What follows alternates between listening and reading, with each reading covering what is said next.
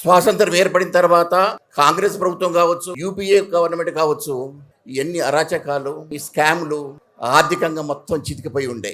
ఆర్థికంగా 12వ స్థానంలో ఉండేవాళ్ళు. అటువంటి భారతదేశాన్ని మన ప్రీతమ మోడీ గారు వచ్చిన తర్వాత అన్ని రంగాలలో సమగ్రమైనటువంటి అభివృద్ధిని చూపించారు.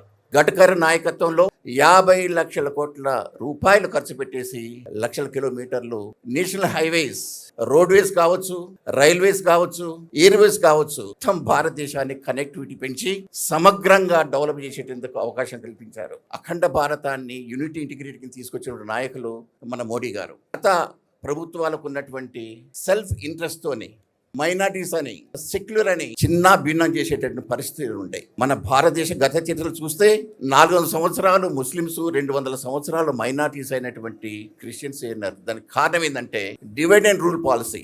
ఇంగ్లీష్లో ఒక సామెత ఉంది, united minority wins over the divided majority అని. మన అఖండ భారతంలో హిందువుల యొక్క సంఖ్య ఎక్కువన్నప్పుడు కూడా డివిజన్ తీసుకొచ్చేసి వాళ్ళు రూల్ చేసినారు. అటువంటి సంస్కృతిని తుడిచిపడేసేసి మన ప్రియతమ నాయకులు గారు వచ్చేసి అఖండ భారతాన్ని, సమాజాన్ని, భారతదేశాన్ని కాపాడినటువంటి ఘనత మన మోడీ గారిదండి. ఇది